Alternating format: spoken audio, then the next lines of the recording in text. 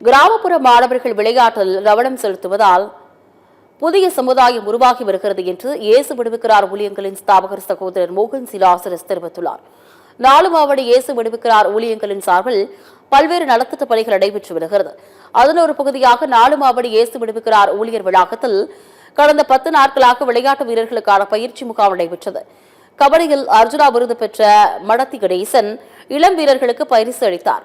பயிற்சி முகாமின் இறுதி நாளில் இயேசு விடுவிக்கிறார் ஊழியங்களின் ஸ்தாபகர் சகோதரர் மோகன் சிலாசரஸ் பயிற்சி பெற்ற மாணவர்களுக்கு சான்றிதழ் மற்றும் பரிசுகளை வழங்கி அறிவுறுத்தல்களையும் வழங்கினார். சாதிப்பதற்கு முதலாவது பெற்றோரை கனப்படுத்த வேண்டும் என்றும் புகைப்பிடித்தல், மதுபானம் போன்ற தவறான பழக்க வழக்கங்களை வெறுத்துவிட வேண்டும் எனவும் அறிவுறுத்தினார். விளையாட்டின் மூலம் புதிய சமுதாயத்தை உருவாக்கி வருகிறோம் என்று கூறிய சகோதரர் மோகன் சிலாசரஸ் இதுவரை 2000க்கும் அதிகமான மாணவர்களை விளையாட்டுத்துறை மூலம் உருவாக்கியுள்ளதாக கூறியுள்ளார்.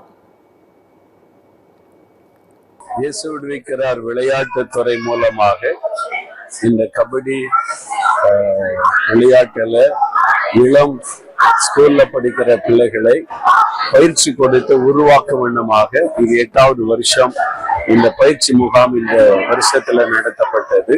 இந்த பிள்ளைகள் விளையாட்டுல கவனம் செலுத்தி நிறைய தவறுகள் குறைந்து கொண்டு வருகிறது. போதை வசதிகள் இந்த மாதிரி அடிமைத்தனத்தை அவங்க அதை விட்டு விலகி விளையாட்டுல கவனம் செலுத்தி ஒரு புதிய சமுதாயம் உருவாக்கி கொண்டே வருகிறது. கடந்த 8வது வருஷம் கிட்டத்தட்ட 2000க்கும் அதிகமான இது மாதிரி மாணவர்களை விளையாட்டு வீரர்களாக நம் இயேசு விடுவிக்கிறார் ஊழிய விளையாட்டுத்துறை மூலமா உருவாக்கி இருக்கிறோம்.